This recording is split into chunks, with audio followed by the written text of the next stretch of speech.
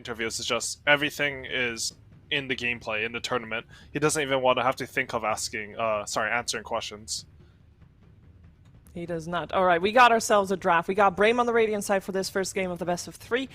We got on the Dire side Tundra, and I really want to talk about the TA because this is one of those series where I think Brame. They didn't. But Wish's TA is god tier. Like, TA already pretty decent hero at the moment. I'm really hoping to see that one here. Or do you think maybe with the Viper first pick, Trent, it already was kind of put off on a TA pick?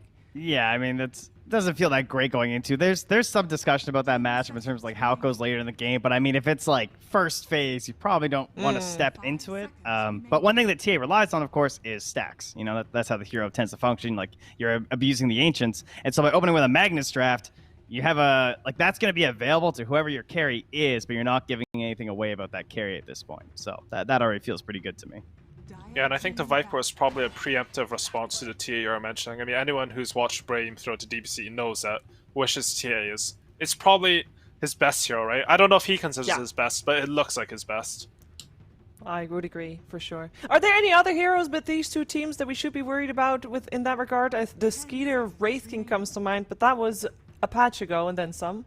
Right. Still one of his better 33 is heroes. Broodmother for sure. Like, there's a reason it's first banned. This guy is, personally, I think he's the best Western Broodmother. He doesn't get to show it as much because, I mean, they didn't get to go to the majors, but I think it would have had huge impact there. The one I was kind of looking for was probably just Timber. I mean, that's maybe not team specific, but I feel like everyone's kind of gravitating towards that hero just because of, again, like stacks. Like, I feel like right now we're in this, like, I want to either be farming my own side stacks or I want to be taking your stacks right now. Like, I'm trying to control the neutrals as much as possible. Feels like the best way to win Dota at the moment, as well as having supports that are able to like hold towers for as long as possible and keep the attention off of those cores who are trying to deal with the stacks, like your axes, your timbers. All that just feels kind of awesome. So I'm expecting a 3-3, perhaps Timber, and hopefully not the Brewmaster, because I think that hero's cursed. Yeah, I can see that working. And the thing about Timbersaw is you don't expect him to be so good at farming ancient stacks. Yeah, that's but crazy. He's actually one of the best now. And moreover, as you're talking about like a lot of just normal jungle stacks, Timber's one of the best heroes at stealing those because you easily get to like high armor stacks and you can't like stop him from taking your farm. And he's still in. So which opening do we like best so far? I mean, we're in the second ban phase already. We got the Viper and the Clockwork instead of Tundra, Trent, Brame with the Magnus Hoodwink. You can't really go wrong with either draft, but what does it tell you? False. You can definitely go wrong. Mag Hoodwink all the way. All right, so here's, to me, this whole thing about like the Hoodwink and the AA is like so busted. This 5 that can just like blow up the single target. I feel like we talk about this a lot in like the NA qualifiers, but it just seems like having that ability to burst through this crazy amount of like strength and sustain that people have that you can only really get from like Hoodwink and AA right now, at least in that super simple fashion, is just so game winning at times. It's game winning in the early game, the mid game, the late game. It's always relevant with this hero. So personally, I'm a big fan. I mean, the other heroes are okay, but I'd definitely rather have Brame's opener. Would you agree, Curtis?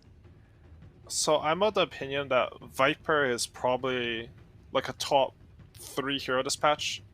I think this hero is very versatile. If you watch T1 play Viper on the offlane, it looks really strong. I think we saw in the SA qualifiers that Viper functions also really well as a position 5. I would actually like to see Tundra pick up a Tidehunter for himself, either on this next pick or their 4th pick in the draft, and just put the Viper on position 5. I think it would dumpster a Magnus in lane, and then you have like some Tidehunter versus Wraith King, you feel really good there. I think if you end up like committing with the Viper and Clockwork, I can see what Trent's saying. Like, it looks sort of vulnerable because, you know, you have these like Clockwork doesn't really catch either of those heroes. They can both get out cogs. You know, Viper is really stationary. You can score him. But I think the Tundra draft right now is more flexible, and more options means you have potential to outdraft your opponent. Yeah, that's 100% of all the true. teams in the European DPC, it was Fada that has played a lot of Viper position 5, where they actually also had Badner's core position. So definitely a lot of flex coming out from there. We got the Wraith King early pickup on the side of Brame, made a bit of a deny pick perhaps as well to Tundra, but that hero at the moment comes as a little bit of a surprise, Trent. Yeah. Would you agree? I'm not sure what's going on with this Ava right now. Speaking, you know, surprising me for sure. Because, I mean, that's kind of a classic, like, I almost say fought a 5, but then I'm not sure what I want to do. Like, I don't think I want a 3 ABBA, and I don't really like 4 Clockwork. But it feels like that might be what we're angling towards here. I mean, it's kind of similar to like how good a Tidehunter is because you have like this like in terms of like the mid game team fights, because whenever there's AoE stuns, if you're ABBA, you can just like obviously purge yourself, dispel, and then you can like help one of your allies out. So it does help to break up the big AoE plays, but very curious, and that's a nice counter pick. The Shadow Demon, right? That annoying illusions of the ABBA. If this like does end up being core, it's so frustrating to play against. Plus, you're breaking a Viper if you get the Ags. 10 seconds. Yeah, I think Tundra, they didn't have the same read as me on the draft at all. This is just going to be an Abaddon 5. They're happy to know about the Viper offlane. I mean, the thing is, like, I don't think Wraith King, Hoodwink, or Shadow Demon should really pressure Viper, right? Like, you're going to Nether Toxin the Skeletons, you're just going to shove the wave in, and Clockwork, they can't contest Clockwork on the side, so you should be able to get pose off. But I think you're right about the like, once you see Shadow Demon, I don't want to play Abaddon core at all. It just seems miserable. Yeah, that's like unplayable. So I think he's def 5. Oh, interesting. I wonder.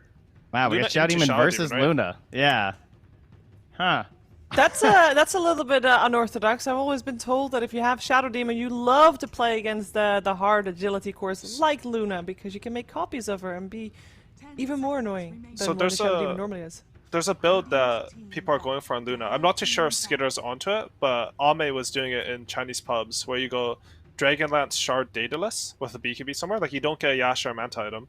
And the Shadow Demon disrupts you, you just interesting. beam the illusions, and they'll both instantly die. Because you don't have any stat items that make Right. the illusions good.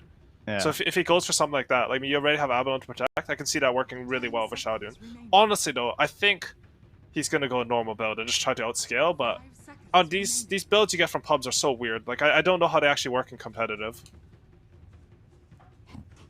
Sometimes I they guess do. we're about to find out. Sometimes they go quite horrifically. But, I mean, hey, the Octarine Core PL took off, so, I mean, for a while. So, you know, anything can work. It's fine. Yeah, and that build was also from Chinese pubs, so, you know, sometimes, honestly, like, people just have, like, a read for heroes in pubs, and sometimes it's really good, and sometimes it's just Papega, so let's see which one, if it happens, which one it is. This is the first game for these two teams, right? So they come in with an idea that they have tried out wherever they could, because scrims were, as far as I've been told, a little bit hard to find with the teams that they really wanted to play anyway. And this is, you got to try out what you come up with. And this is the first testing ground. Just go with what you researched, what you found, see if it works. Put it into practice. They're definitely in the right headspace on Tundra because they're still banning the Tinker too, right? Like, they're not getting caught by any of these little tricks, right? You know, like another Wish hero. I don't want to handle this. So I like where they're at. Just not going to give any sort of a kind of gotcha pick over to them. And I heard a puck, but I don't. Oh, it was a ban. It's banned. Yes. I think now we're gonna Tundra, find out. Sorry, go for it. they feel confident against anything that Brame can put in an offlane right now. Like, even if they choose to put the Magnus mid, Luna Abaddon's a pretty stable lane. So just banning out, like, the worst mid matchups for their next hero, since you have to sort of pick a blind. 5 seconds remaining. Do you think they should put the SD as a 4 or a 5? I would want SD as a 4 this game. Right. Yeah, because the But lane would be good. Yeah, I have no idea, honestly, but in my head, I wouldn't want to play SD5 this game. Like, I think I could have a lot of impact against Luna. Like, the Aghanims is really good versus Abaddon, Luna, and Viper, so I'd want a lot of farm in that hero. And you're both then assuming that the Hoodwink will be 5, right? What are the chances that Wish will play that? Hoodwink mid. I Yeah, think, Hoodwink mid? I mean, Hoodwink mid is underrated for sure. Like, we saw Thompson just destroy some games on it, but I think it would be weird to last pick your support here. Yes. I feel like unless they have like some insane support that just breaks the game, maybe like some like they have some read on like an Undying that just Fozo's Viper, which I don't think is true at all. I think we'll most likely just see a mid hero here. 5 seconds remaining. Void Spirit, though. This hero, he had quite the fall from grace, you know? And for a while, it's like all the spirits were really cool. We liked them all. And then I think Void Spirit was like trash at the Animator. On like 2 Yeah, and it did. 9 or something It was really rough. bad. Yeah, he's one of the worst performing heroes. I'm kind of surprised. Like, Ember was still in as well. Kunkka was still in if you're looking for that. So it's kind of looks like maybe some comfort. Oh, hello. ET offlane, right? Wait, what is this? Yes, Yeah, the okay. I don't Skylark even ET know. offlane special. No, it's Skylark's hero. He Okay. has definitely crushed with this hero on the offlane, so I'm not too surprised to see it, but kind of slipped my mind. Let's see though. We got not really too many surprises. It is indeed a 5 hoodwink Yeah, coming but out. they actually made clock good. Picking core ET. Yeah, That's he one has happy some clockwork. True. very easy kill conditions onto the safe lane. I think he wants to like focus on his Viper a lot, but at some point he can leave and it's just free kills. In lane though, like ET sounds good versus Luna Abaddon to me. Like you have a lot of damage, so you can actually out CS Luna. And I mean, ET Aura is good versus agility heroes, so. Yeah, and Who the takes game setup one? with SD too. So, game one, I think I'm actually going to take Brame. I feel like I was just more confident in their draft the whole way through. I do agree that like overall, I do give like a slight edge to Tundra just like player wise, but I don't know. I'm not convinced with how their draft has moved along here. So, we'll see how it goes. I'll take Tundra. I think 9 is going to pop off on Void Spirit this game. I think usually the hero, it fell off a bit, but this looks like a very free Void Spirit game to me.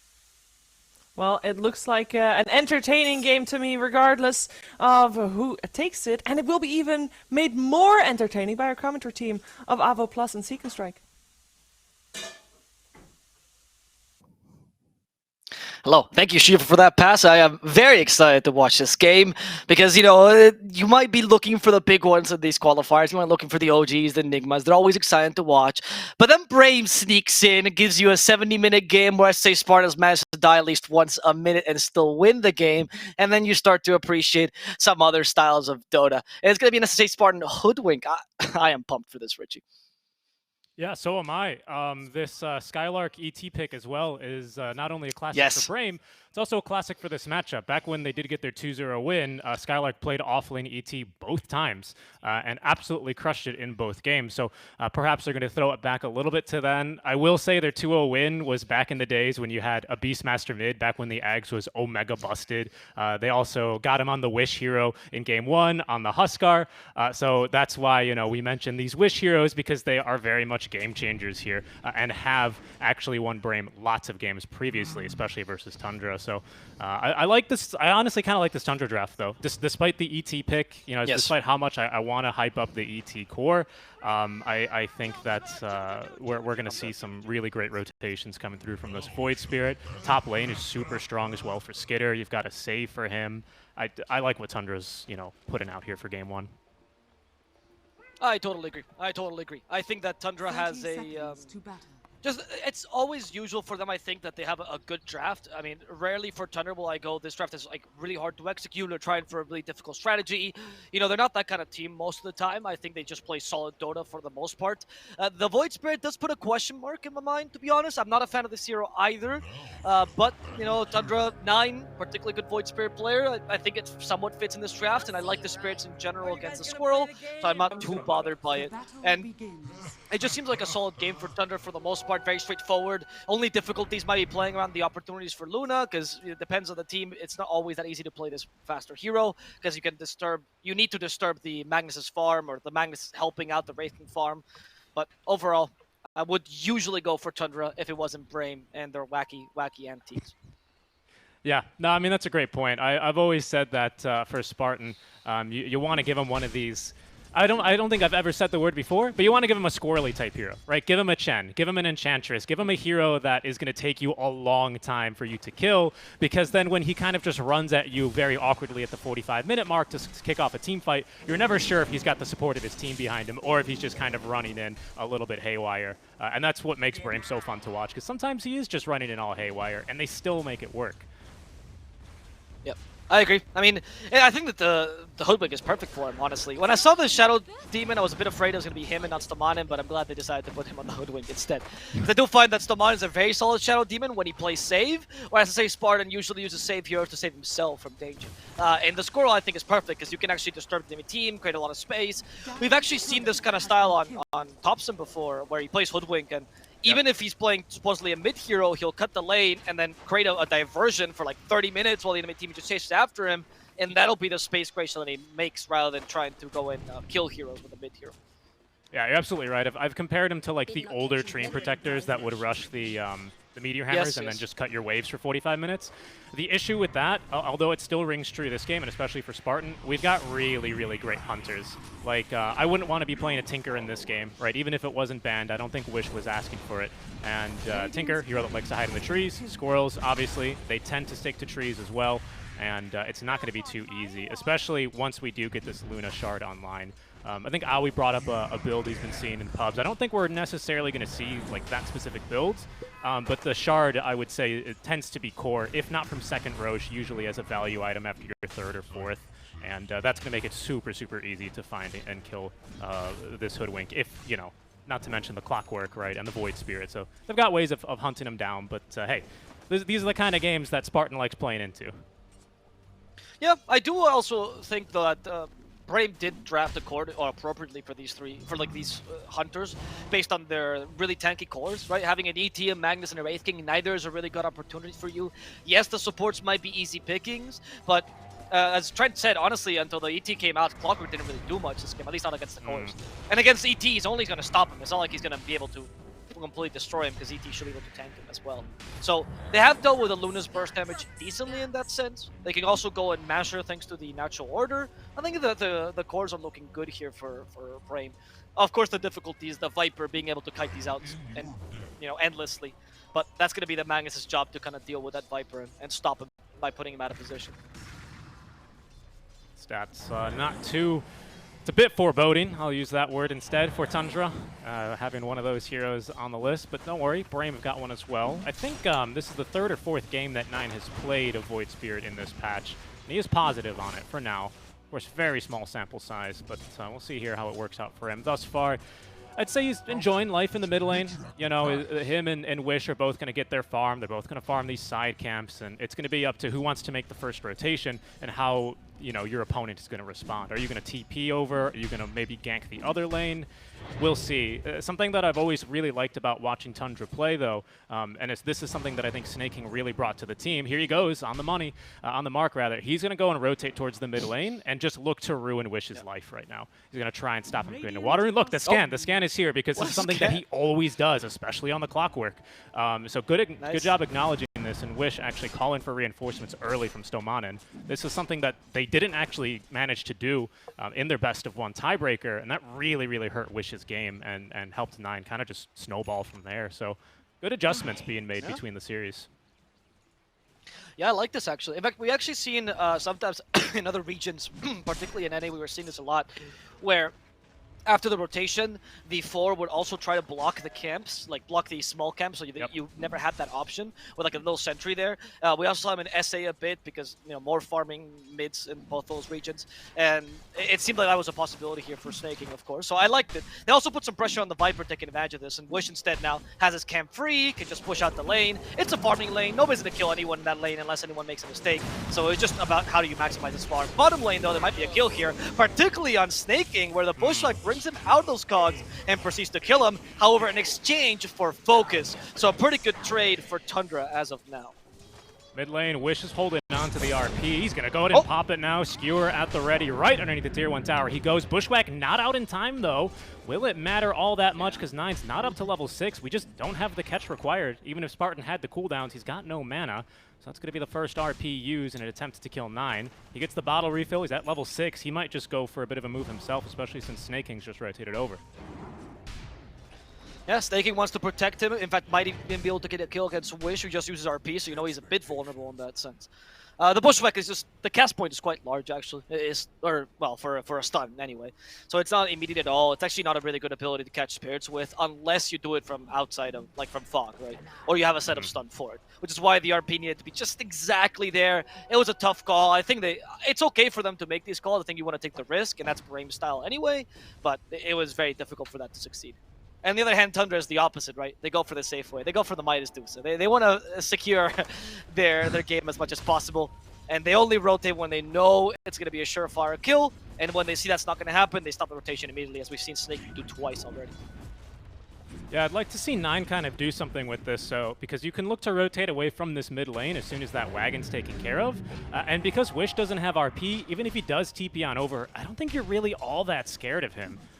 For now, he's just content to continue farming. Maybe wants to get full phase boots first to get all the armor to make sure that Wraith King can't just stun him and quickly kill him. But, you know, now that I take a look at it, I don't really think either of his side lanes are hurting too bad for a gank. I'd say Tundra, for now, they're pretty happy with the way the laning stage is developing. Yeah, they're quite happy. I mean, they're farming on both their Luna and their Viper. Luna will eventually mass a ridiculous amount of farm while she goes back and farm the jungle. The Void Spirit seems to be doing quite well himself, actually matching a Magnus with a power, not bad whatsoever. And it's not like you're looking to fight this early game anyway. You're looking for like a more of a mid-game lineup anyway. So I think you're quite happy with the passivity. But I'd say that Brame is in a similar position. It's all about what happens when Tundra hits that first initial power spike, either with Viper, Void Spirit, or maybe a little bit later with Luna, depending on how fast they want to play this, and how much they can disturb the Magnus farm, that being his or any of the other melee cores with the power. Okay, Wish Like, this has is not another the RP idea. ready to go. Yeah, mine's going to be too he fast to leave, though. On Oh, bottom, but in the okay. bottom lane, they do find Snake. Or do they? I think they do. They do. Yeah, I think they do. He tried. Those cogs were a good idea if you could push him back, but Focus is not going to give you the chance. In the top lane, we see an attempt on Skylark's life as well, as in the mid lane, they actually found a secondary hero. It was going to be... Oh, it's actually SSA Spartan, who was surprised by 3-3's rotation. Here comes 9 as well. Bushwhack misses. SSA regretting that miss as he falls. The power of 9 and 3-3. Yeah, he's been poisoned to death. He will drop. I think Skylark is going straight for the Ags Rush, which is the build he likes to go for. Phase Boots, Ags, and then Echo Saber usually to really power up that briefcase and just start chunking people up to level 6. But here's 33. Yeah, and this is kind of the thing I was about to mention. He just hits you with a Viper Strike, and even with Ags, you don't want to be there anymore. And he's going to die in the fountain even. And that just doesn't change. Even with Ags, that doesn't change. If anything, it gets worse because, hey, when you get Ags, because we've got a great position for Clockwork that is Snake King, at some point I'd expect him to get an Ags. Not that he needs it, of course, because the one hook shot, even through your Aghanim Scepter, magic immunity period on the ET, is still going to be absolutely ruined by this guy. So, a bit surprised to see the pick. I'm wondering how they're looking to utilize the hero. Bottom, they managed to finish out the Clockwork. And you're right, I mean, the idea here is what we mentioned earlier. It has to be Magnus, or maybe Hoodwink even, who deals quickly with the Viper in the fight, putting him out of position and proceed to punish him. ET can help, of course. If he's out of position, you can kill him. And then ET is a bit more free to roam, and well, not roam, but to go and kill anything else in the fight. And he's completely free with BKB afterwards. I think that's the idea. I mean, Magnus, we've talked about how strong his skewer is, just because it manages to put someone out of position, how strong that fishing is, now that Tiny's out of meta, Bad Rider is not as favorable either. The hero becomes pretty much the only one that's still in meta and can do this reliably. So, especially with the Shockwave, I think it's quite reliable, and with the Horn Toss on top of that. So I think it's just Wish has to do a bit extra this game to really be able to counter that Viper. Okay, I think you make a strong point there. All right, I like it. Another But for Viper now, Strike Skylark top is going to lane, suffer. Yeah, he's still on definitely on the He's struggle dead. bus here a He's little dead. bit, and well, the struggle bus just broke down. As down he will go. Stomana now he is next to fall. As Nine's rotation, his first rotation actually is going to be top lane in order to join his two cores. Might even look to apply a little bit of tower pressure here in the enemy triangle. Radiant's top tower is under Yep. attack. Tundra. They, the wow, Quelling they cut on a Blade. tree? Oh, wow. Who was it? Yeah, the Luna. You ask why you buy Quelling Blade on ranged heroes. The noobs will tell you it's for the damage. The pros know it's for the bushwhack, Anyway, they're going to catch out the Squirrel as well. Maybe not. Missing the Ether Remnant. In fact, 9 now needs to retreat, dissimulate. He's going to be fine. But that was, already Tundra taking advantage of this early power spike with the Viper. Void Spirit, I think, is the right way to play Luna anyway. However, they might need to face a Magnus who's also eager to start fighting. RP is ready. I think he just got Echo Saber. He deals a fair amount of damage. And while not being the easiest hero to find kills with, if Tundra overextends, the RP is a great punishment tool. Oh yeah, and that's something that Brame are very keen to do. They really, we'll see if we get to it this game, but in their previous series, especially versus Tundra, they love baiting right underneath the bottom tier 2 tower. They'll put up a Tinker Ward and just wait for Skitter to come and farm a wave. So I'm really looking forward to whether or not he's going to fall for that one today, because he has in their previous 2 series. That's something I was keen to notice. Hookshot top lane, though, will catch Skylark, trapped inside the cogs. Battery Assault now active, 33 piling on the poison stacks. Skylark, another trip back to the fountain for him. That's his 3rd death now. This one goes to Snake King, but 33 involved in all 3 of them. And Skylark is really on that struggle bus. I think he's maybe gotten off the struggle bus, is now on the struggle car because he's even going slower. Yeah. He's not going to get to his destination at this rate. It's difficult for him, and 3-3 knows this. It's just a free kill every time he goes there. There's something that Brame something to struggle with, which is the I'm using that word too much now. They can't always create space. Like their lineups don't always lead to being able to get quick kills, and then they try to create space by dying, which is fine, but that leads to one of their cores being a bit behind, right? But that's how they play. Focus is a farmer. He loves to farm with these heroes. He likes to be the 40-minute timing. He was forced to go for the armlet. It's good. He's going to be able to fight a bit sooner. But Brame needs to be able to get kills off this armlet, or else it'll feel like a bit of a dead item compared to the straight radiance. Yep. It's buffed even more, of course, by Empower. So, you know, he is obscenely strong right now on Focus. It's good. So we'll see here what he can make use of it. Again, he might struggle a little bit. Same problems as ET has versus a Viper Strike versus a Clockwork, but he does have that second life to play with. Currently already not leveled, actually. Saving the skill point for now is Focus. As we see Tundra rotate a couple more heroes up top lane, eager to defend. I want to add to that point because you're completely right. It slipped my mind, the whole Empower thing. With the Empower, you might not be able to match the Luna entirely with your farming speed, but you got to get close to it for sure. So you might not need the farming item, and you're much more free to go for the Armlet Blink Dagger build that's so popular, or Armlet Halberd Blink, or Armlet BKB Blink, whatever it is, right? That you go and actually win the matchup. Oh, the Armlet Dezo, the classic now. And this is fine because of the Empower, so it's true. Actually, I think this is a very good idea by Focus. He's still going to be playing the farming hero, but it allows him to be a bit more diverse by being able to engage earlier and still keep up with the Luna somewhat, even if I still think she's going to have a little bit of an advantage. I'd say right now, changing gears, yeah, Skylark, he's going to die again, unfortunately. I was going to mention Skylark, but unfortunately I was hoping it wouldn't be for yet another death, as down he goes. Tundra just eager to rack up the kills on him, and we're at this really crucial point now for ET, where we've already committed into the point booster. Doesn't build really into anything too useful for him, other than, what, a Scotty? He has to go for X at this point, right? He's all in. But he doesn't have a farming mechanic. He doesn't feel like he has anyone to really go in. He has Empower. He has Empower. Radiant's top tower. He's got Empower on the ET. Okay, well, he's got nowhere to farm then, I would say is the problem, right? Because 33 is just... 33 will follow him to the ends of the earth right now. Yo, you want to go farm bottom? Cool. I'll TP down bottom, push your tower, make sure you can't touch the waves. You want to stay top lane? Be my guest, right? I'll kill you a couple more times. I'll call Snake King over, and we'll crack a cold one over your dead body. Like, it's not going well for Skylark here. He's going to really struggle to have much of an impact outside of just the ultimate and the natural order. Yeah, it's true. I mean, the thing is, because you usually play as a support, I guess you still have an impact just by existing, you know, because you're useful just with experience.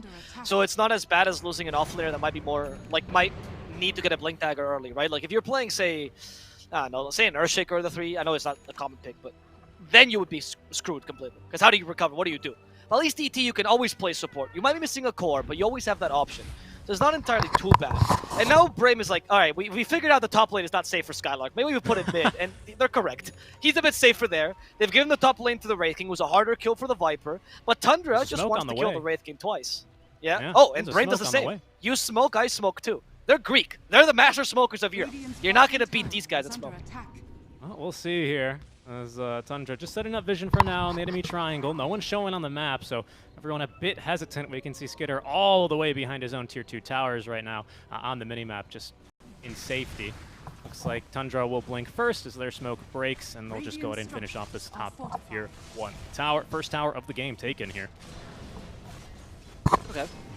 I mean, yeah, not the ideal tower to take first, right? But I guess they've been putting so much pressure in this lane, and they kill Focus. There we go, that's important. Can they do so, though? He's now the reincarnation. That's going to be his first life. Where are the reinforcements? Here comes the rest of Brame with a hold blink. First, the Bushwhack setting up for the Sharpshooter. Great Trying to go for snaking first. They're going to try their best. RP's available with the Earth Splitter. The combo is going to work here. 3-3 and snaking are dead. Skylark must feel great about that. Finally gets rid of the stupid Viper. They still can kill Fata as well. Brame, they deny the tower. Take a good fight afterwards, and Tundra was even positioned with all heroes there, including the Luna, who used Eclipse for that. So it's not like they even got space out of that play. That was really good for Brame. Yeah, that was amazing. I mean, Eclipse is going to be, and even actually the Moonglaves to a certain degree, pretty hard countered by the same things battery assaults are. And in this case, it's all those skeletons that Focus brought back on his second life. Luna eclipses, throws forward a beam, quickly realizes, this fight's going real bad, and does well to get out before the skewer could kind of force her into that RP. Really great counter initiation from Brame, playing beautifully actually around the level 1 reincarnation.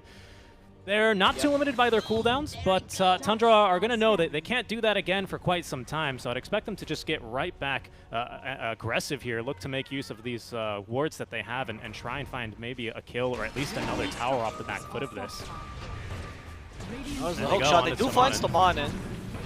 They do use the pushback in time, but Stomanen should still be dead. Gets the demonic purge. Actually, Stomanen saved by the stomp, perhaps, as Naim will get a big bout of damage now for the demonic purge, but they can't catch up to him, so Naim will survive. Instead, in the backlines, Fata has been left behind, and Fata will be the sacrificial lamb. Stomanen actually gets to live. Another initiation by Tundra that's thwarted by the strong Brame. Yeah, nice job there. Just making sure you can get off that self-disruption, bringing in a couple of illusions, and a pretty bad place to be caught diving there if you're Tundra. If you're not all immediately there and committed, and you kind of hesitate a little bit like that behind an enemy tier 1 tower, in front of an enemy tier 2 tower, there's going to be reinforcements there immediately. So Brame do very well to just kind of say, no, you guys are going too far here, and recognizing they can still take skirmishes if Tundra kind of take them slightly haphazardly like that, I dare call it. So that's going to be just about all the cooldowns reset. They'll be good to go again. In fact, we might even see Brame smoke up themselves. We've got Blink Dagger and the first component of RP finished for Wish. RP now coming off cooldown at level 2. Maybe you finish, you wait for the BKB to be finished, maybe you wait for Reincarnation to get back, of course. Still a super long cooldown because it was level 1 death. Yep. Might even need that now, but Focus is going to be able to dodge the Aether Remnant tossed out by 9, so there's no threat to his life here. Alright, Well, Luna it's looking good for... Luna is farming fine, right? I mean, I don't think Skitter should be too worried. You can match the Empower speed. That's why I thought that Luna was a pretty good pickup against the Empower, but you don't usually get the advantage that sometimes Luna or TB have against certain core-to-core matchups, which is I just out-farm. Oh. There's no Reincarnation right now in Focus, but Focus, he was even considering going in. But yeah, when you get Lunar TB, you get away with a lot of matchups because you farm faster. This might not be the case with an Empower lineup, which is why I feel like there's a chance for Brame to be able to just overwhelm her. You're going to have 3 cores at some point, 2 ideally. They're as strong as her, that match her farming speed. Wraith King has a pretty good core-to-core matchup against the Luna. It's looking good for the mid-game for Brame. I think we smoke on this Ags for Skylark. We're going to have Reincarnation ready to go. We're going to have just so much damage right now for Focus with that Empower as well as the Imp Claw. I mean, if you can get on top of someone, oh boy, that is a lot. That's a big red number above their head. They're not going to be living too long there. As you can see, makes very quick work of the tower. 33 at least dodging the Sharpshooter. He's got a TP scroll. Going to go for it now. Focus blocked by his own skeletons. They're traitors. And that's going to allow 33 to then just leave in peace. Alright, so you get away with that. There's still a smoke coming out from Brame here. So they're going to try to take advantage of this because you know they don't have vision around the area, so try to go for a surprise smoke with your hunting squad. Honestly, if you get the RP off, or even just the disruption, you should be able to kill most things here. I think Luna's the ideal target, obviously. Viper you'll take too. Skylark tried to bait. Like, I swear, guys, I'm alone. I'm just farming. I need to recover. Plum for me.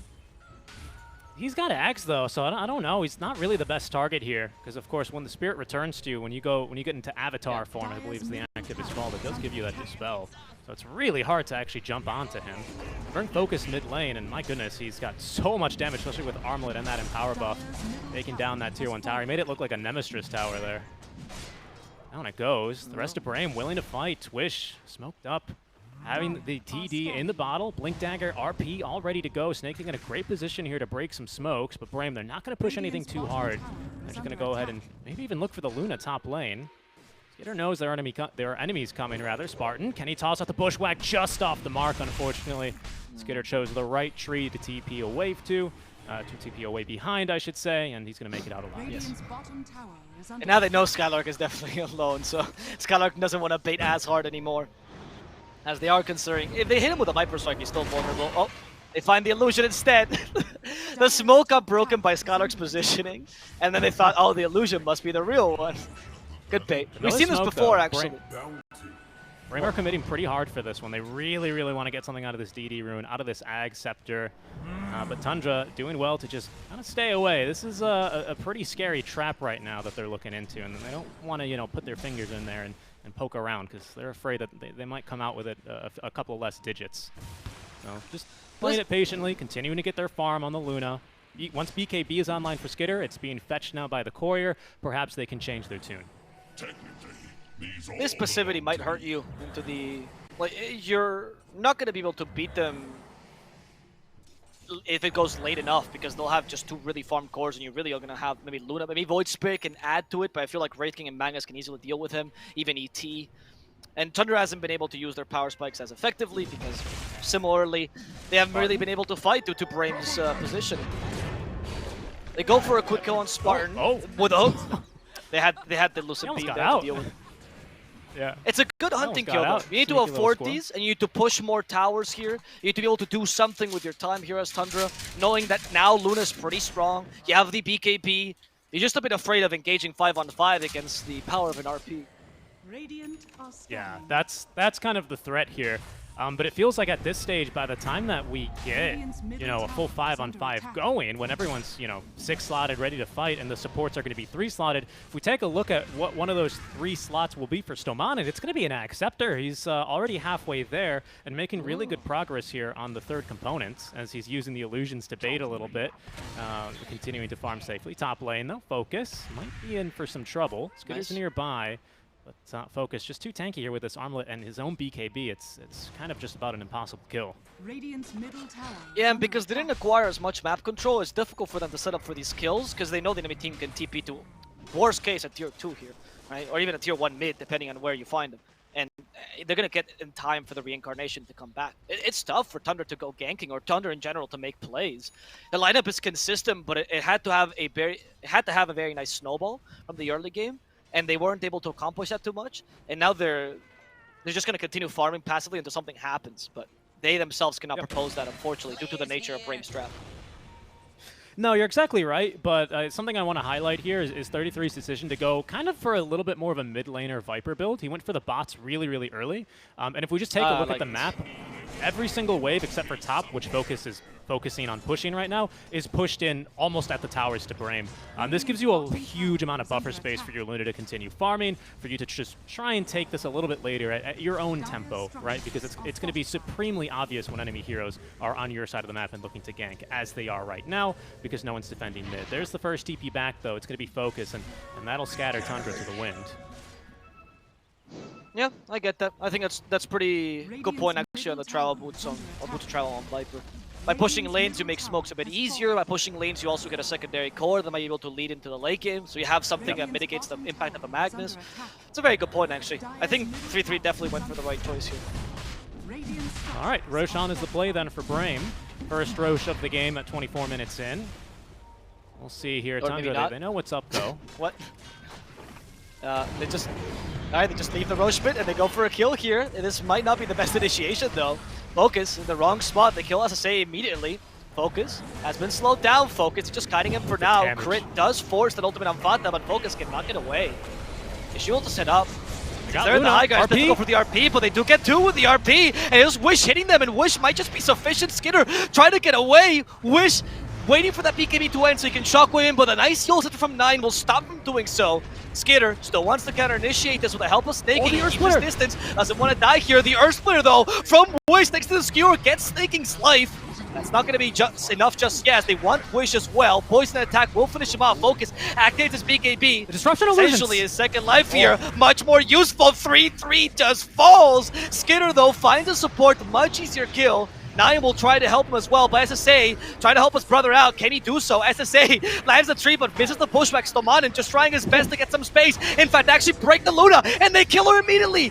In fact, Focus just seems unkillable here as SSA tries to avoid the enemy's onslaught. It's impossible for them. Fata is standing behind, protecting his mid laner, but Brame will just sacrifice him and take the wrong shot. Whew, what a long fight. So many things to highlight there. I think, you know, that was our panel's confusion. It was that fight as to why they decided to pick the Luna into the Shadow Demon, as Nine will, you know, casually remind him, hey, I've got a lot of damage, don't do Roche in front of me. And Skylark and Focus will go ahead and continue farming until they have more allies.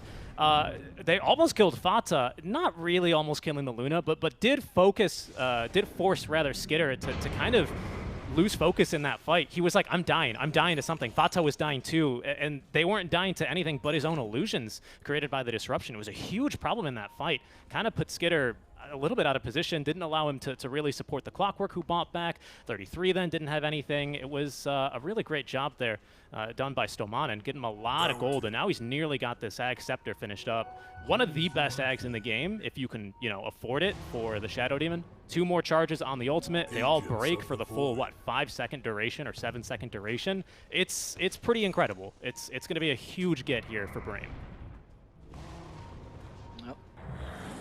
And now, I mean, Tundra did manage to at least take a relatively long fight. Wasn't too bad for them. Like, they didn't lose the Void Spirit until the end, so 9 is capable of becoming that secondary core that we were asking for. They did manage to beat Magnus, and to a degree, you forced Brame into a 4-protect-1 position. So that's not bad. Like, if you can now force them to put all their farm onto the Wraith King, start playing that way, you itemize against them.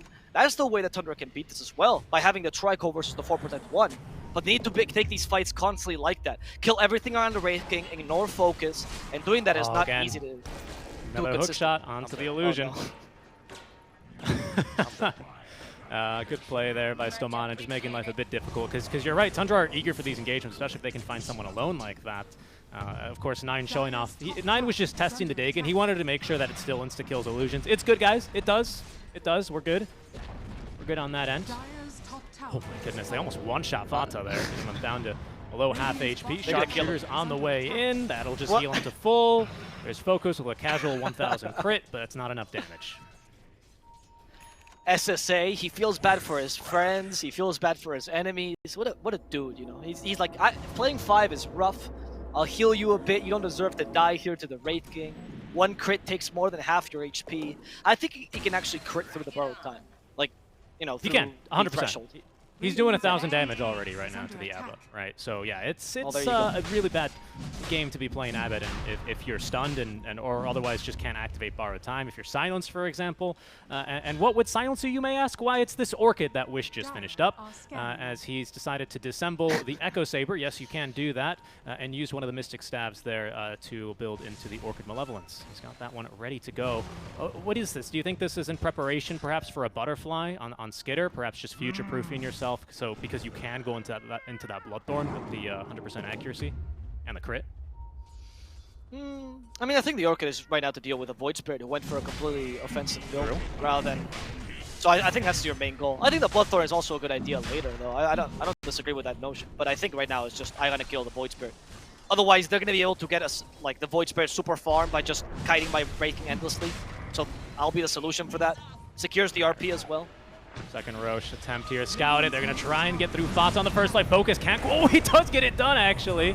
As now, Stomanen was being chased down by 9. There's the buyback out from the Abbot, but back into the triangle. Snaking is getting a lot of attention from Focus. Once again, really showing off all that critical damage. 9 still broken, needs to retreat. 9 Skitter, as they have managed to get this first life here off of Focus. Snaking holding on to the hook shot.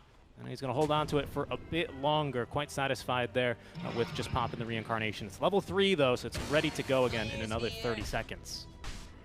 Yep. Once you reach that level 3, it's so difficult for them to be able to deal with Focus. It really is just a guiding job. This might be a game where you consider Ags on the Viper, actually, just to get more Viper strikes and completely ignore Focus throughout the fights. At this point, you know. I like it. I actually really like the idea. I don't know if it's feasible because then you don't really scale anymore on this 33 Viper, right? I mean, it's an amazing ability, helps you a lot in these team fights, but once you get that, you know, it's going to be no kind of Eye of Scotty sort of Viper that we've seen before. I don't quite remember the game, but we've seen a couple of offlane Vipers, you know, that have not gone for the full utility kind of Rod of Atos, you know, Aura carrying Viper that scale beautifully into the late game. So I feel like Ags might be a bit of a pitfall there if you still want to keep this flexible in terms of having that secondary or as you say, tertiary core then for Tundra. We'll see. Options are still open. That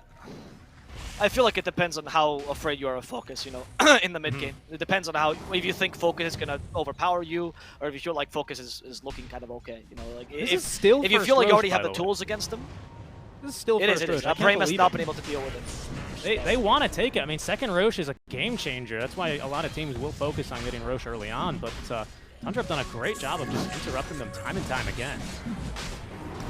Yeah, they go again. SSA Spartan, burst him down to simulate. Nice job. Buyback. SSA is down. He does have buyback, and he's a 5, so he's happy to use it immediately. Not going to save it for later. And he'll do the same thing again, because SSA, he's not afraid of death.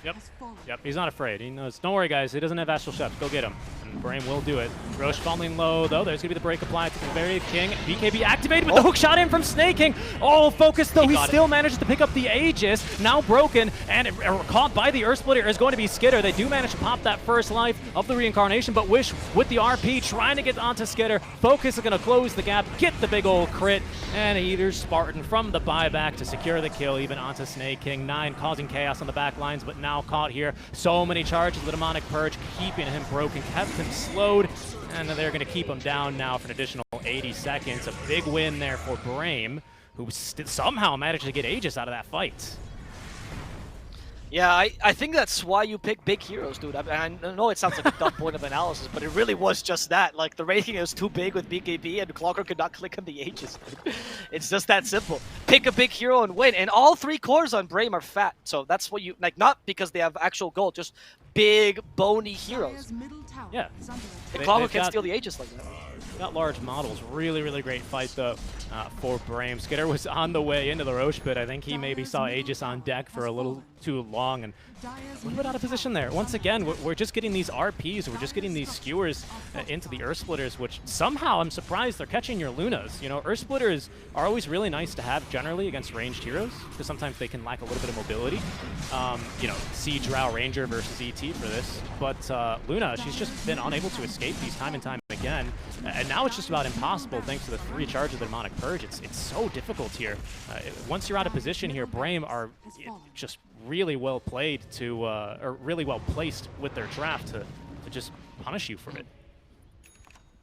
Yeah, Tundra had a window opportunity, or should have had a window opportunity based on their draft around like minute 25 to 30 when like Luna comes online, but they weren't able to use it, particularly because Brame played so well. I don't think Tundra, they just seemed without options despite a good early game. They couldn't snowball as much because Brame secured the farm of the course nicely. And now I think it's getting to the point where Brame just might be stronger. The point though is Skitter did just get Butterfly. So until you get either Bloodthorn or the MKB on Wraith King, which is a possibility, it's going to be difficult to deal with Skitter. So this might be a small power spike you can play around. We'll see. Tundra has to be really clever to take advantage of this. Oh, he's fine. He's got eggs. He's fine. He was farming in what otherwise is a deadly position, but he's no support ET. That is a core ET, ladies and gentlemen. He's rocking that Sun. He's got the eggs. He'll be good Oh to my go. god, these illusions. Once again, we just love killing these illusions. Yeah, it's always the Shadow Demon as well. Every single time they see his illusions, they go, it has to be the real one. I'm so certain this time. Well, yeah, He's you gonna do it just again. it's one of those heroes. It's like if you see an illusion of an Oracle, like, you know, maybe, or if you see Yes. an Oracle, you're not sure if it's real or not, maybe don't, you know, pop your BKB and use Eclipse on it. But hey, if you're a Void Spirit, give him an Astral Step, give him a Dagon. Yeah, it's going to be a little bit embarrassing. But other than that, it's definitely well worth the risk. The opportunity cost, anyway, I should say. It's also probably making, like, just knowing Stamana, it's probably making him really happy. Like, every time they go on his illusion, he's probably laughing out loud. And he's telling his team, and I bet his team is laughing too. And Tundra might be getting tilted from these things. Like, why? Has he ever used Disruption on anyone else but himself this whole game? Why is it always him? Skitter? Oh, they found Skitter.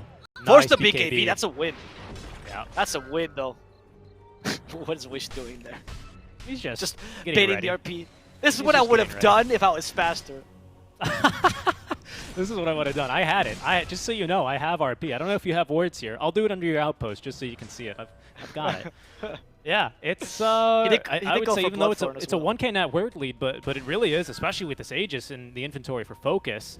It really is just Brame setting the tempo, looking for fights as they will cut this bottom wave now. Mid lane is pushing in, but there's only the ranged barracks, so they're not too interested in finishing off the lane. Instead, they set their sights on the bottom tier 3 tower. Since they're going to the side lanes, it's difficult for Tundra to try to flank them, because flanks can only come from one side, and Brame has decided to expand themselves to that side completely. In fact, they're even trying to stop potential lane cutting here, because they know the Void Spirit's going to try, so Stamanen's there. They got the tower. 9 cut the next mid wave that was coming in. They used the Fortify nicely, so they can only get the tier 3 tower before backdoor really kicks in. Focus is strong. He's real big. He's about to hit level 25. That's how big he is. And he has Aegis still for just now 20 more seconds. But he's not strong enough yet to go through backdoor. So Tundra just delaying the game a bit further. Still feeling like there's a window of opportunity for them. Maybe it's going to be with the Satanic here for the Luna. Wouldn't mind seeing that item get online. I think Ags on Clockwork is a little bit of a pipe dream for now, but that would do nicely to keep, you know, lots of cores locked down, even through BKBs or Magic Immunity. So there's promising things in the pipe here for Tundra. We got to get there. For now, Disruption uses someone that was not Stamanen this time. They're going to be just pushing the range tracks. I mean, there's the annoyance you can do. It's not a Luna, but it will do for a bit. And it also keeps Tundra in their base. It's kind of a win. You just choke the enemy out. I mean, Magnus at this point is reaching Lumina's level, so even though you're technically gearing towards 4 Protect 1, you're still keeping the rest of your cores farm. So you still have utility elsewhere. In fact, even Stomanen has actually surpassed the Skylark's ET, because they acknowledge that he needs more farm than the ET does. And he's going to be much more useful this game. AUI even pointed it out in the draft. You know, it's a good game to be a Shadow Demon. No, I mean, you're totally right. You can buy a lot of items that are just going to buff you. It's for ET, I mean, he's totally happy to have the Halberd, especially versus the Luna and the Viper, 2 ranged heroes. 2 ranged heroes who don't really, well, we got an SNY for Luna, but that'll be a full 5-second one on the Viper anyway. And, you know, you've got then the Aeondis to make sure you can just get your abilities off. That's going to be the all-important factor here. It's going to be a 5v4 fight, though. So Brame, I'm not sure if they're too willing to engage here. Stomanen is now joining them, but he's was maybe about to be cut off. Fata planting the Observer Ward. He's got good vision, but it's going to be chopped down immediately here by Focus. So they're going to be unable to capitalize off of the kind of split positioning from Brame that was momentarily there. Oh, now there's a DD rune. DD for if this was EE, he would have waited for the DD for a while. Be like, I have to use it something useful, but Focus just grabs it. I'll find something. I'll make myself useful. Don't worry about it. I don't need the DD. This guy is scary. This guy is real scary now. He's about to hit level 25. He's got MKB, so, you know, the Orchid Point, although it is a Bloodthorn, I will say on the Magnus, it did get upgraded. We've now got a redundant source of accuracy, especially on your main damage dealer, so that's beautiful. That's exactly what we're looking for. Snake King, he's going to be the one to break this smoke. There's going to be the Orchid reveal. My goodness, that damage with the DD rune is a little ridiculous, as he will fall to the Bloodthorn burn. All right. That's I mean, it's a smoke tank by the Clockwork, which theoretically is good, because obviously you just lost the support for a smoke. It's not that big a deal. But it does emphasize what's been happening the whole game with Tundra, where it seems like this is all they can afford to do. They can go for either a quick pickoff on heroes that are relevant, or they can go and stop the aggression from Brame, but never actually take the game in their own hands. And I'm wondering when that power spike comes by. Maybe 3-3 at some point is going to become the true carry, which I think he is veering towards. Yeah, Scotty. Yeah, he's like, I'll be the carry, guys. There's the Eye of Scotty I was talking about. I mean, it's a great item to have this game. Luna needs to go for these items that allows her to just kind of, you know, steal herself up and go mano a mano with the enemy cores, because that's how you beat a Luna. You just get on top of her. But this could free up then the Viper to go for the Eye of Scotty, and, you know, we have plenty of slows to go with here. I like this idea, actually. A little bit more expensive than the Ags for sure. But it comes with then plenty more stats. It's going to scale into the late game, whereas the Ags is really only centered around your Viper Strike. So, yeah, I like the idea here for 33. He's going to be a bit of a problem if he's allowed to get this thing online. Also allows you to go for the damage talent rather than the Viper Strike damage talent, right? Because if you go for Ags and you go for the Viper, like the damage talent, it feels stupid. Why? You know, you reduce the cooldown for nothing. So I think I agree that this allows you to scale better. Okay, Fata's the one to break this rotation. It's broken, and now Silence. So there's the Pocket Doom, which is not going to allow him to activate that ulti manually or automatically. It's another really good benefit here that I failed to mention about the break here for the Ags on Shadow Demon in conjunction with that Orchid. And there it is, Brame showing it in action. Yep. I mean, the break is incredible this game. It stops the Luna's Glaives, it stops the Viper as a whole. Oh, you might just get the kill on Snaking here. I don't think Focus gonna stop. He sends the Skellies after him, but yeah, I guess if you force the hook shot, you're gonna be fine with that. Just push the lanes instead. Wait for the next Roshan. I think it's the goal here for Brame. In fact, they just found it, and that's gonna be a Roshan they're gonna try to take. If you put all 3 big heroes around the Aegis, I think Clockwork can't steal it. That is very likely true. Clockwork can't steal it for the next 25 seconds anyway, because you did force the hook shot out of him in order to save himself. Oh, true, actually. Very true, very true. Yeah, he's so not there's no able to get into chances the pit. here. Now you're concerned about 9, but Stomanen's found him. He's not able to get into the pit fast enough. As I said, he's just going to try and bother Stomanen a little bit and run for his life. He's scouted by the creep wave. Good job using that astral step to get out of line of fire there for the sharpshooter. They're still hunting after them. They got vision on 9 now thanks to the creep wave. There goes Wish in with the Bloodthorn. He's holding on to the RP. He's been pushed back by the Psychic Headband, but the Bushwhack is there. They will commit the RP, and they will get another kill onto 9. Focus is looking down bottom as well. He might just find 33. Oh, he was just a second early on the blink. Oh, that would have been so punishing. It might not matter, though, Avo. I think they've got him. Yep, he can't TP right now. They have too much damage. They broke him. Okay, he's going to try to, but the damage is too high, and that's going to be sufficient. 3-3 out. And that's going to be 2 buybacks we're going to try to force out of Tundra. They know there's no RP here, though. So Skitter's going to try to play aggressively, trying to find Skylark instead, getting vision as well. Brame needs to regroup if they want to force these buybacks. That was a very fortuitous kill there for Focus. I don't think he was quite expecting a Viper to be pushing that down bottom that exact moment. I thought he had vision on him, but he was just going there to push the wave out anyway. It's a good Dota basics, you know. Keep your lanes pushed out before you go shove enemy high ground. Really helping out Brame. Disruption itself is going to force the buyback. Oh, okay. A break. Skitter has the flicker now, though, to at least dispel that. At least the hoodwink one. And, oh, that's the offensive 4-step, it seems like. And they're going to put Skylark in a difficult position, but nope. Skylark's just going to get a little skewer off and see if they can kill the Abaddon at least. They can try to save his teammate, but it's not going to succeed. Fata's going to go down. Reincarnation has been forced out with the Eclipse as well from Skitter, but Skitter, they put him in the disruption, and they proceed to surround him. Skitter, where are you going to go? He tries to flicker, but not to the high gun. Skitter fighting with all his might. The Satanic is keeping him alive for not for long enough, as Brame ends up getting the kill on Skitter. 90 seconds at this Luna. How are they going to fight now? They're trying to salvage his fight, but it might just be too late. They do get focus. But SSA, oh, he hits the Abaddon who just blocks this. Skylark wants to be the true carry right now. He is axed. He is looking to finish off 9, but 9 at the Minotaur Horn. He's not going to get stopped at the Bushwhack. Instead, they have to settle for the Fata, for the Abaddon here. They lost Skylark. That's a Skylark does fall on the backlines. 3-3 does take the mental carry. Going for Wish, staking somehow. Still fighting here with a hook shot to set up for this kill on the Magnus. And SSA has to TP. Only the 2 supports will be left alive here on Brame. A good start to this fight, but 3-3 a bit too powerful. Yeah, what a hold. It really was that, right? They're just not acknowledging this Viper right now. He's a really, really big problem in these fights. They did well to first of all, I was surprised at that aggressive 4-staff. I actually thought Skylark forced himself in, or maybe Spartan forced him in. It might have actually been Spartan that forced him in, to be completely honest with you. I'm not quite sure who forced him in. But I was really surprised that they decided to engage in that fashion. It was, yeah, it is a Spartan play. Spartan's like, I'm not playing a hero that can buy recall, so I have to force you into fights now.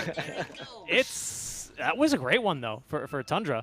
Again, managing to just kind of outlive that. The Luna, by getting off the Satanic, by just flickering further into the trees, kind of puts Brame in a really awkward spot and just lets 33 sit, stand, and deliver, really. I guess fly and deliver on the high ground there. Now he's got Eye of Scotty. We're about to finish up this Ag Scepter here for Snake King. Tundra may just very well be right back in the swing of this game.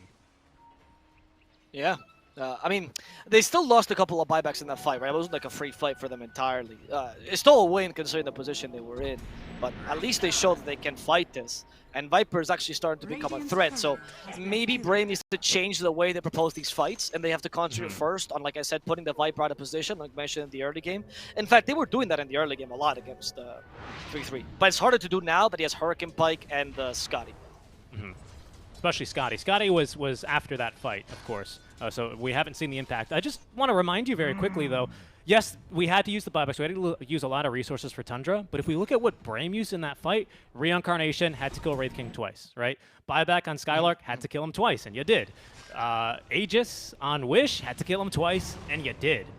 You know, I don't really see a fight getting much more difficult for Tundra from here than that fight just was for them, especially because Skitter, he's now got buyback available. You know, he didn't have to buy back in the fight, didn't have buyback actually. Wish? Oh no. Well, he might have to use it now as he's going to be pulled across the Flicker to get him out of position though. So far so good for them. Broken but stable with a lifesteal. They're going to have to throw him in the disruption. Spartan with the bushwhack on the way back out. BKB not yet activated for the Luna as she's outside of the cogs. They're going to be able to get focus on the first life. 9 is going to be right onto Stoman and using the flicker of his own to try and clear the gap. And now Wish and Focus popping the BKB as Skitter with the Eclipse out, still trying to fight. Down goes Wish. Focus not in a great spot either. Skylark trying to get off the Echo Stomp will at least find Skitter as 9 is caught by the stun in the river by Focus. Fata continuing to fight this out as they actually have lost Wish and Focus both in this fight.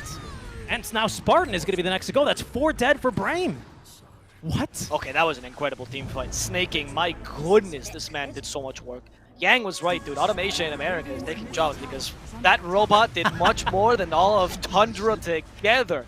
Oh my goodness, those cogs. I mean, they just didn't know what to do against them. They were stuck in a choke point. Mind you, might have not been the best place to fight for Brame, but regardless, they have so many ways to move the Luna around. You have a single Force Staff in Hoodwink, which is just not dealing with these cogs appropriately. Once they cancel your blink, you're done for, and now you have to defend without focus. Tundra has a chance to at least take 1 lane of Rax.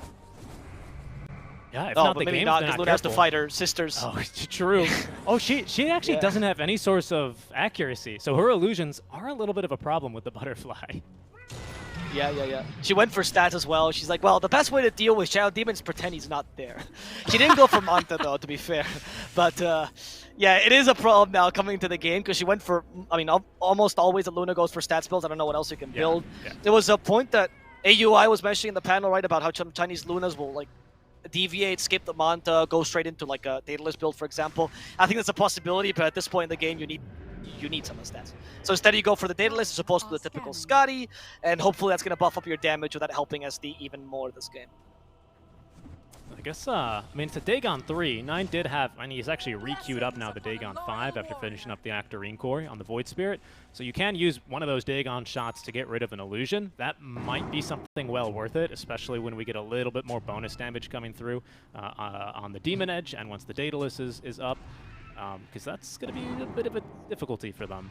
But speaking of difficulties, killing Skitter is now by far not an easy or trivial task. He's got Satanic passive lifesteal. He's now got the 25 lifesteal talent. And of course, the active for Satanic, which, as a reminder now, dispels. So he's got 2 dispels for himself, the BKB active and the Satanic, and a crap ton of lifesteal. 3, I'm actually. not going to attempt Flicker. to do any math here. And Flicker. He's got a 3rd. Yes, Thank you Flicker very too, much. Yep. So that's great. You're never going to be able to break him with the sharpshooter, that's for sure.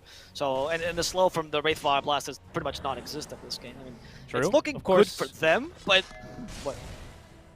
Of course. I was gonna say, of course, none of these will do a darn thing versus the 3 charges of Demonic Purge, right? It's important to That's notice true, to note that, but the rest of the lockdown that Brame have to try and deal with this Luna, especially when we do have a 4-staff on the side of her team to help her get out of a sticky situation, it might not be enough. A 4-staff and, of course, another hard dispel, right, with the Aphotic Shield. So it's not easy to take down this Luna. She's not only a raid boss, she's a full raid party, right? You've got a bunch of buffers behind her. You got some control. She's just your DPS. You got, yeah, I mean, it's looking real good for Tundra. Right now, though, what Brame needs to do is honestly buy 4-staffs. Like, if this Clockwork Cogs have been making your game impossible, I think you still only have 1. Just buy more 4-staffs. The whole team, except for Wraith King, you just get a 4-staff at this point. And that way you 4-staff Wraith King, and finally his fat ass can surprise the Cogs. They're gonna go for the Luna. They know it's like, I'm fighting near a choke point. They're gonna stop me again, and in fact, they're gonna do so. Look at those hook shot. The Cogs, Disruption is in for a bit, but he's already in those Cogs.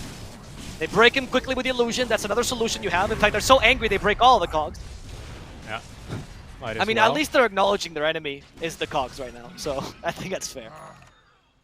Get rid of these darn Cogs. I don't want to see them ever again. Just a little bit of saber rattling there, just looking to see if anyone would overcommit with a BKB charge or a big ability, whatever it should be. But good patience all around here. So no one with a sizable advantage after that little skirmish. Both teams acknowledging the fact that Roshan is going to be respawning, well, now. They didn't know it would be now, but they knew the window was now. And in fact, now both teams are going to catch a whiff of them. 3rd Roche, 51 minutes in here. Time flies when you're casting Dota. We'll see how long this one will go. as we're starting to really get up here with some of the talents and levels. Especially when you're casting Brame, because you usually get an idea of what point the game is at based on the enemy's plays, but when you're casting Brame, it's like it could be any time, really. 60 minutes in, they're playing, I mean, much crazier than most teams would, and Tundra is actually trying to match their tempo as well, playing aggressive, trying to force mistakes out of Brame. They're doing a really good job. Most teams sometimes get like overwhelmed by Brame's style, especially in the mid-late game once focus is farmed. Tundra, not at all, actually. This shows the strength of Fata's captainship. Especially now that they're supposed to be losing. Actually, no, they're winning now for sure. Or they should feel like they're winning. They should feel like they're winning, and I think the metrics will tell us, I think, that they're winning as well. What does Dota Plus say? 49, 51%. So even Dota Plus agrees with them here. Oh, wow. Giving them that 1% edge case. Slightly. Oh, look at that. Cogs. And they keep him inside. Focus needs some help. He needs illusions to break these cogs. He wants to get away from this. The Viper started spinning on him, though, and he can't break the cogs as yet. Focus is stuck. He's going to lose his first life snaking.